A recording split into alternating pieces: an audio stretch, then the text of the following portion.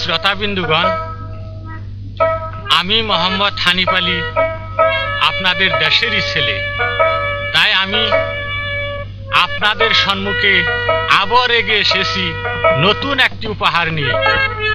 আমার এই উপহারটি আশা করি আপনাদের খুব ভালো লাগবে।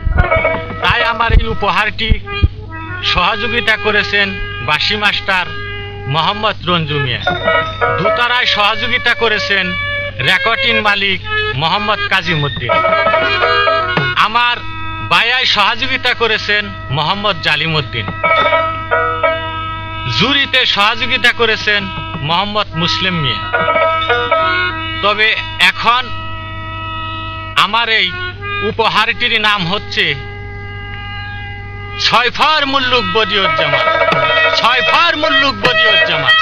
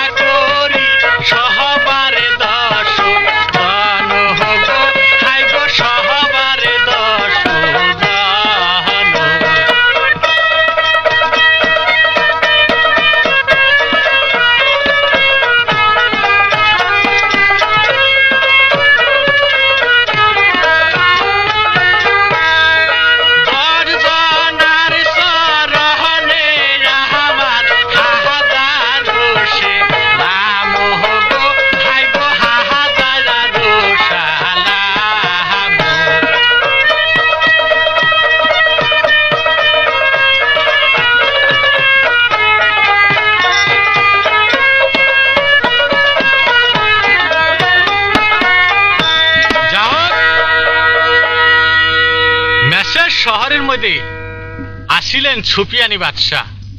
সেই সুফিয়ানি বাদশাকে সলেমান পয়গাম্বর এরকম ভালোবাসতো, মানে নিজের আত্মা দিয়া। সে সুফিয়ানি বাদশার উজির ছিলেন আব্দুল হামিদ।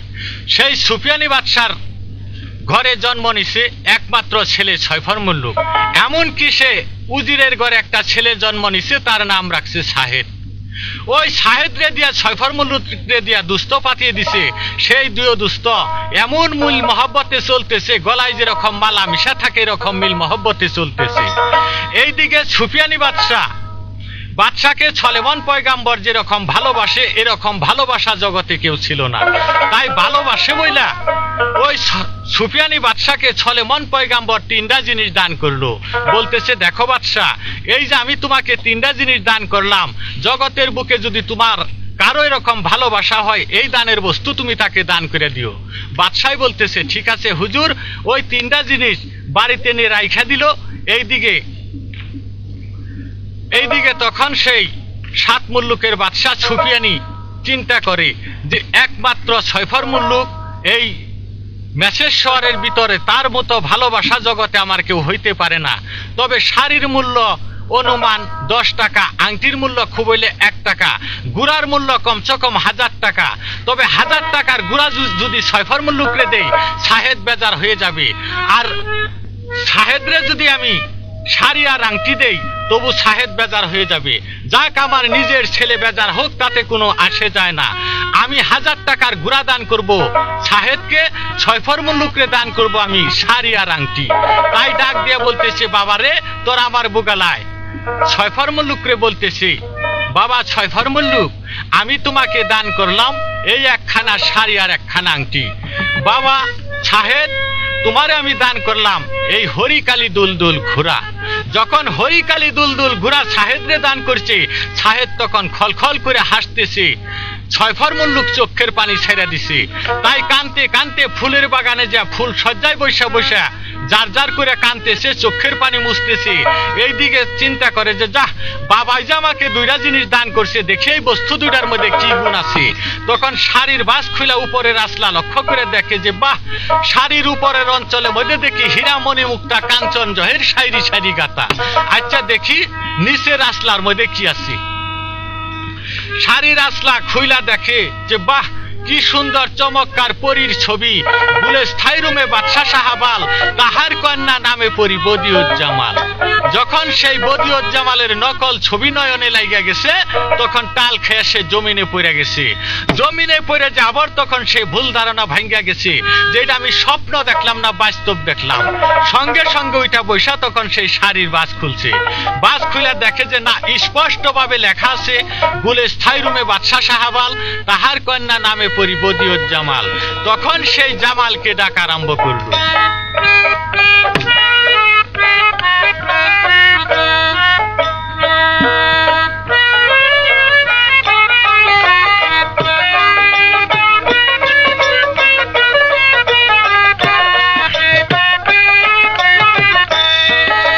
কিনা শাড়ি করলে দান গো, বালকিতা দেরা মায়া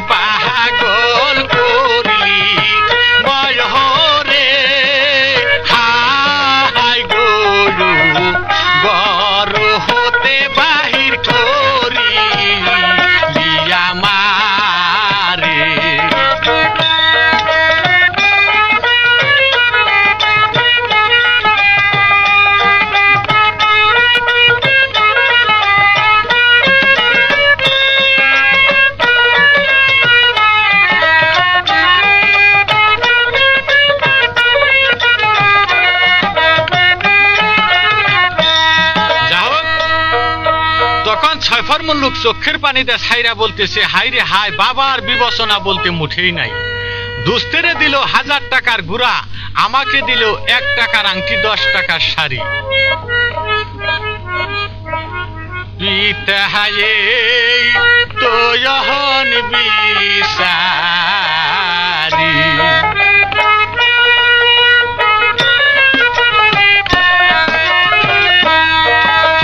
দুস্তেরে দিল দিনু বান্দা গুড়া, আমারে দিলেন শাড়ি।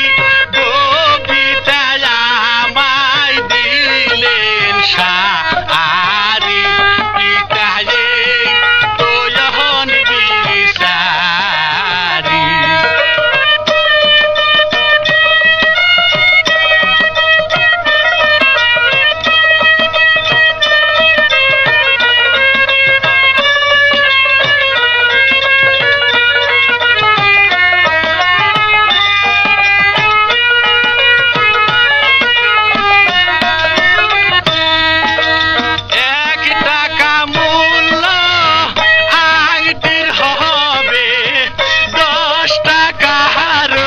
শাড়ি গো ভালো 10 টাকার শাড়ি, পিতায়ে তোয়ন বিচারি।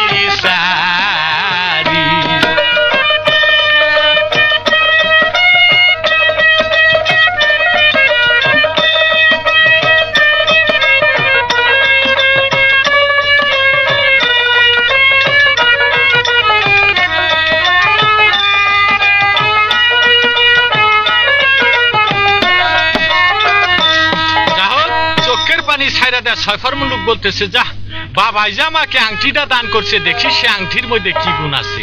তাই হাতে আংটিটা পরিয়ে দেখে যে বাহ, আমার ভিতরের থেকে রুশনাই হয়ে যাইতেছে, এমনকি আমি 6 মাসের রাস্তা চোখে দেখি। আর এই যে শাড়ির উপরে রাসলার মধ্যে আছে হীরা মণি মুক্তা কাঞ্চন জহের শাইরি শাইরি গাতা। তবে এই শাড়ির আসলা বিক্রি করলে বাবার 7 মুল্লুক বিক্রি করলে ওই শাড়ির আসলার মূল্য দিতে পারবো না। তবে এই যে স্পষ্টভাবে লেখা আছে, গুলেস্থাই রুমে বাদশাহ শাহবাল, তাহার কন্যা নামে পরি বদিউজ্জামাল। জামাল জামাল বইলা তখন মূর্ছা খাইয়া পড়ে গেল গা। যখন মূর্ছা খাইয়া পড়ে গেছে, কিন্তু বাগানে নিষ্ঠাবদী সাহেদা ছিল। সাহেদা এসে দেখো অসম্বিতি ফুল সজ্জা ছাইরা জমিনে দুস্থ পড়ে গেছে। তাই হতবুদ্ধি হইয়া বাদশার কাছে যায় বলতেছে, বাদশাহ নামদার, আর কি চান? দুস্তের না জানো কি হয়েছে, অসম্বিতি সে ফুল সজ্জা ছাইরা জমিনে পড়ে গেছে। এই সংবাদ যখন বাদশাহ শুনছে, আকাশ ভাঙ্গা জানো তার মস্তকে পড়ে গেছে। তাই উজির নাজির পাত্র মিত্র ছলিকলি দিলবর হাম্মদ যত ছিল সমস্ত লোকজন নিয়ে তখন সেই ফুলের বাগানে চলে গেল। যা কত সুস্বার করে চিল্লিয়ে ডাকতেছে, কিন্তু কারে ডাকে সারা শব্দ দিতেছে না।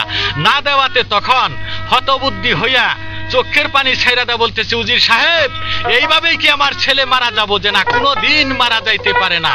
আপনি 7 মুল্লুকের বাদশা সুফিয়ানি, আপনার মতো বলভক্ত বাদশা পৃথিবীর বুকে আল্লাহ সৃষ্টি করে নাই। তাই আপনার ছেলে এইভাবে মারা যাব, কোনো দিন মারা যাইতে পারে না। 7 মুল্লুকের ভিতরে যত MBBS বড় বড় সার্জন ডাক্তার আছে, আমি সমস্ত ডাক্তার ডাকবো। তখন ওই 7 মুল্লুকের ভিতরে যত সার্জন ডাক্তার ছিল সমস্ত ডাক্তার ডাইকে আনলো। তারা নানান রকমের পরীক্ষা করে দেখে বলতেছে, বাদশাহ নামদার, আপনার ছেলের শরীরে বিন্দু মাত্র রোগ নাই, তবে আমাগরে ক্ষমা করবেন, এখন আমরা বিদায় হয়ে গেলাম। সমস্ত ডাক্তার যখন চলে গেল, বাদশাহ চোখের পানি ছেড়ে দিল। উজির সাহেব, এখন উপায় যে হ্যাঁ, ডাক্তারগণ কি জানি নাও ধরতে পারে, তবে আপনার 7 মুল্লুকের ভিতরে দানুরি উজাবদ্ধ আছে, তারা কি জানি ধরতে পারে। তাই উজবদ্ধ দানরী কবিরাজ তারা এসে নানান রকমের পরীক্ষা করে দেখতেছে, বিন্দু মাত্র রোগ শরীরে পাইতেছে না। তারাও বিদায় হয়ে চলে গেল। বলতেছে উজির সাহেব যে হ্যাঁ, দানরী কবিরাজে কি জানি নাও ধরতে পারে, তবে আপনার 7 মুল্লুকের ভিতরে জ্যোতিষী ব্রাহ্মণ আছে, ভুরিয়ালা ব্রাহ্মণ। আমি সমস্ত ব্রাহ্মণকে এখন ডাকবো।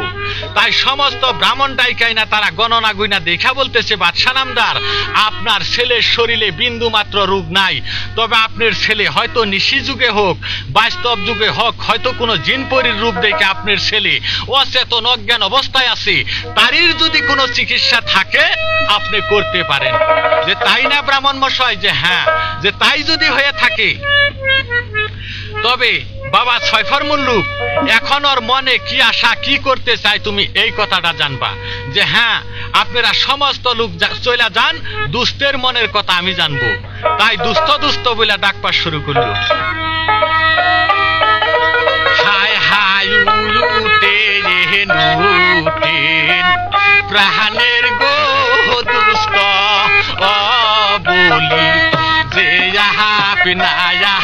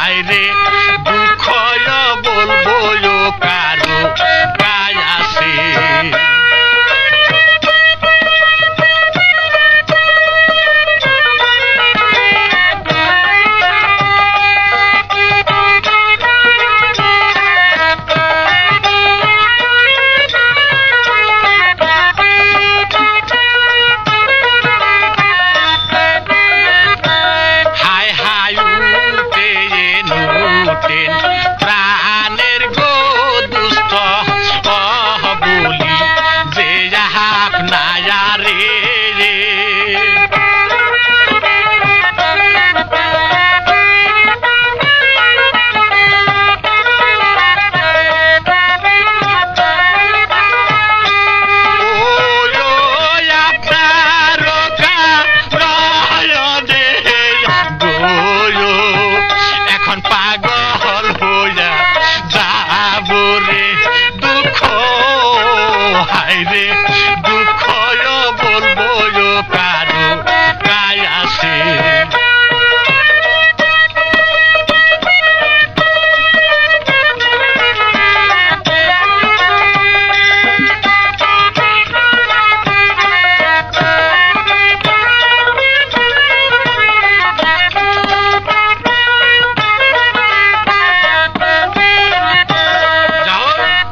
সুস্বার করে ডাকতেছে, কিন্তু দুস্থের ডাকে কোনো সারা শব্দ দিতেছে না।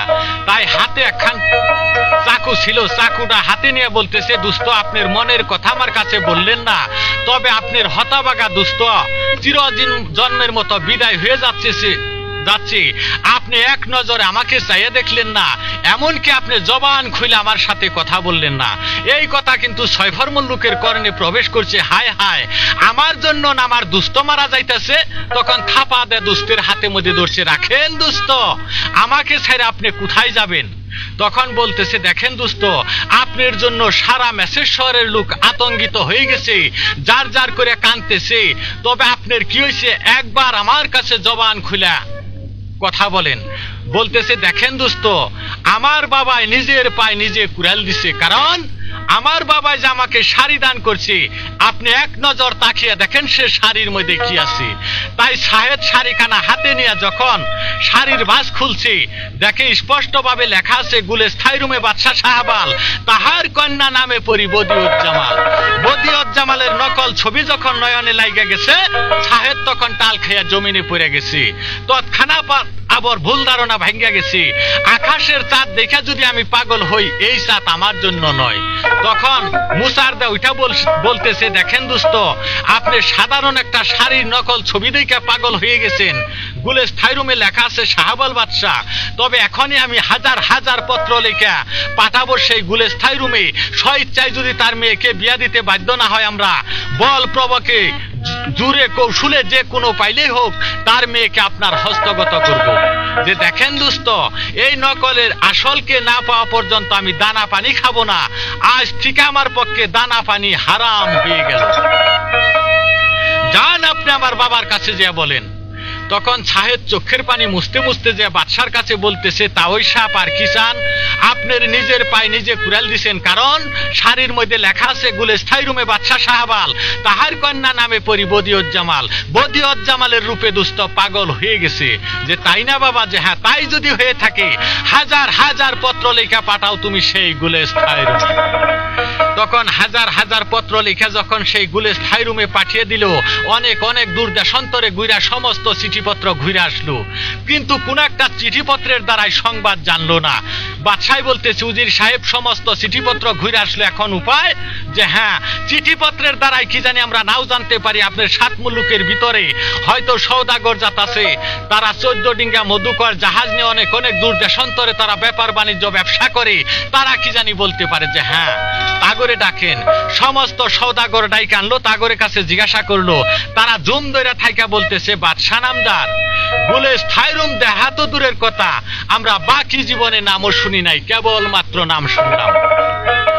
তখন বাদশাহ বলতেছে, উজির সাহেব এখন উপায় যে হ্যাঁ, আলে শাড়ির ছবি দেখে পাগল হইলে তবে তার কোনো সন্ধান পাওয়া যায় না। এখন আমার কাছে অনেক যুক্তি আছে, যে কি একটা ছবি দেখে পাগল হয়েছে, এখন আমি সারা মেসেজ শহরে ঘোষণা করে দিব, ডুলি মালি রাজা বাদশা উসি বুসি কোনো বাস বিচার নাই, যার ঘরে যত মেয়ে আছে সমস্ত মেয়ের ছবি উঠিয়া আপনার এই মেসেজ শহরে পাঠাবে, যে মেয়ের ছবি দেখে পছন্দ হবে সেই মেয়ে দিয়ে তার বিয়ে হবে। যে ঠিক আছে তাই হোক। তখন পেপার ছাইবা দিল, দেশ দেশান্তরে যত রাজা বাদশা উত্র মিত্র ছলিকদির কারো বাস বিচার নাই, যার ঘরে যত মেয়ে আছে সমস্ত মেয়ের ছবি উঠিয়া মেসেজ শহরে পাঠাবার শুরু করলো। এমনকি দরিদ্র লোক চলতে পারে না, 5-7টা মেয়ে ঘরে তাই হাঁস মুরগি বেচে আলতামে সিচুনু পাউডার কিনা ওই মেয়ে ঘরে শ্বাস সিঙ্গারা করে পাহাড় সমান আশা বুকে দিয়া ছবি পাঠাইতেছে। কি এইটা একটা লটারি, কোন মেয়েটা পছন্দ করবে, কোন মেয়েটা তার চোখে ধরবে বলা যায় না, সেই মেয়েটাই হবে 7 মুল্লুকের অধিকারী, 7 মুল্লুকের শাহজাদি, 7 মুল্লুকের বেগম। তাই পাহাড় সমান আশা বুকে দিয়া হাজার হাজার মেঘ পাঠাবার শুরু করলো মেসেজ শহরে। যে ফুলের বাগানে 6 মুল্লুক শুয়ে আছে, ওই ঘরে যে মাটির থেকে বেড়ায়, বেড়ার থেকে চালে, চালের থেকে গাছে, গাছের থেকে পাতায় লাখ লাখ কোটি কোটি মেয়ের ছবি তখন মানে সে আটকিয়ে দিল। তাই উজিরে ঘরের ভিতরে যায় বলতেছে, বাবা 6 মুল্লুক, এক নজর তুমি তাকিয়ে দেখো যে তোমার চতুর্পাশে হাজার হাজার লাখ লাখ কোটি কোটি বদিয়ত জামাল ঘিরাও করা, যে বদিয়ত জামাল দেখা তোমার পছন্দ হয় সেই বদিয়ত জামাল দা তোমার বিয়ে হবে। যদি বলো 100 মেয়ে পছন্দ হয়েছে, 100 মেয়ে দিয়ে বিয়ে, যদি বলো 1000 মেয়ে, 1000 মেয়ে দিয়ে বিয়ে। তখন 6 মুল্লুক চোখের পানি ছাইরা দেয়া বলতেছে, তা ওই আপনি দুস্থের পিতা, আমার মুরব্বী, ওই সমস্ত কথা কই আপনি আমাকে লজ্জা দিবেন না, আপনি ঘরের থেকে বাইরে যান গা। লজ্জা পাইয়া উজির ঘরের থেকে বাইরে গেল। বাদশাহ জিজ্ঞাসা করলো যে এখন উপায় যে দেখেন, এই কথা বলার পরে আপনার ছেলে এই জবাব দিল। এই জবাব দেওয়ার পরে এখন কি করা যায়, যে তবে যা হোক আপনার এই 7 মুল্লুকের ভিতরে জৌসিনী গুসাই নামে একটা ঠাকুর আছে, সেই মেয়েটা যদি ইচ্ছা করে তপস্বীর তপ ভঙ্গ করতে পারে, দরবেশের ধ্যান ভঙ্গ করতে পারে, খুদার ফেরেশতাকে মোহিনী লাগিয়ে একদণ্ড রাখতে পারে, এমনকি পৃথিবীর যত পুরুষ আছে সেই মেয়েটারে যদি এক নজরে দেখে 3 দিন পর্যন্ত সমস্ত দেশের পুরুষ বেহুশ থাকে। বাদশাহ বলতেছে, তাই যদি হয় ওই মেয়েটা ছাড়া আমার বাবা 6 মুল্লুকরে বুলানের মতো মেয়ে সারা মেসেজ শহরে আর তৈরি হয়নি। ঠিক আছে উজির সাহেব, আপনি এই মুহূর্তে চলে যান সেই জৌসিনী গুসার বাড়িতে। তখন উজির আর দেরি করলো না, চইলা গেল সেই জৌসিনী গুসার বাড়িতে। যা বলতেছে, ঠাকুর মশাই বিশেষ একটা দরকার মনে করে আপনার বাড়িতে আসলাম। আমাদের 7 মুল্লুকের বাদশাহ সুফিয়ানি তার একমাত্র ছেলে 6 মুল্লুক শাহজাদা একটা পরীর রূপে পাগল, তারির কোনো সন্ধান করতে না পারে আসলাম আপনার কাছে। আপনার ঘরে একটা মেয়ে আছে, ওই মেয়েটাই যদি 6 মুল্লুকের মন জয় লাভ করতে পারে, আপনার মেয়ে হবে 7 মুল্লুকের বেগম, 7 মুল্লুকের শাহজাদি, 7 মুল্লুকের অধিকারী। ব্রাহ্মণে বলতেছে, রাম রাম রাম, আমার জাতি নষ্ট করে আমার মেয়ে দিব তা কোনো দিন হতে পারে না, যে হতে পারে না। তাই যদি না হতে পারে চোখের পলকে আপনার মেয়ে নিয়ে মেসেজ শহর পরিত্যাগ করতে হবে। এই কথাটা কিন্তু ওই মেয়ে শুনছে, শুই না বলতেছে, বাহ, আমাকে আল্লাহ পাক যতখানি রূপ দিছে তার চেয়ে তেগুন রূপ 6 মুল্লুকের আছে, জানো কাঞ্চা সোনার মতো জল জল জল জল করে জ্বলতেছে। সেই 6 মুল্লুকরে বুলানো শুধু আমার বাম হাতের ইশারা। আমি ছয়ফার মুল্লুকের মন জয়লাভ করতে চাই, আমি 7 মুল্লুকের শাহজাদি হতে চাই। তাই গুরানি দিয়ে বাবের সামনে যা বলতেছে, বাবা গো আমাকে আশীর্বাদ করবেন, আমি যেন সেই 6 মুল্লুকের মন জয়লাভ করে আমি রাজ সিংহাসনের অধিকারী হতে পারি। ব্রাহ্মণে বলতেছে, সর্বনাশ, মেয়ে আমার বাধ্য হয়ে গেছে, আমি যদি অস্বীকার হই তবে খাইতে হবে আমার কারাইলের ঘাড় গুরানি, তবে ঘাড় গুরানি খাওয়ার আগে আমার মেয়েকে আমি পাঠিয়ে দেই। বলতেছে, মাগো তোমার মনোবাসনাই পূর্ণ হোক। তখন সে মেয়েটা চইলা গেল। 6 মুল্লুকের মাই দৌড়া ভাই, মাগো তুমি আইছো? যে হ্যাঁ আমি আইছি। বেশ, আমার মাথায় হাত রেখে অঙ্গীকার করো, এই যে 6 মুল্লুকের কাছে যে যদি তুমি কোন অংশ গোপন রাখো, ইহকাল পরকাল পর্যন্ত ঠেকা থাকো। যে হ্যাঁ আম্মা জান, আপনার মাথায় হাত রেখে আমি অঙ্গীকার করে বলতেছি, আমি যদি 6 মুল্লুকের ঘরে যে কোন অংশ গোপন রাখি, আপনার মাথা খাই ইহকাল পরকাল পর্যন্ত ঠেকা থাকি। তবে আম্মা জান আমাকে জেউর পোশাক দিতে হবে। যে হ্যাঁ মা, তুমি জেউর পোশাকের তোমার কোনো চিন্তা করতে হবে না, এই মুহূর্তেই তোমাকে আমি জেউর পোশাক দিতেছি। তাই জেউর পোশাক নিয়ে, পানের বাটা নিয়ে তখন সেই চলে গেল ফুলের বাগানে। ফুল সজ্জার উপরে সেই পানের বাটা থুইয়া জেউর পোশাক পরিধান করে সমস্ত লোকগণকে ডাইকা বলতেছে, হে লোকজন, তোমরা সমস্ত লোক দূরে চলে যাও, একটা লোক কিন্তু এই ঘরের কাছে আসতে পারবা না। তখন সেই জেউর পোশাক পইরা সেই ঘরের ভিতরে নাচ গান আরম্ভ করে দিল।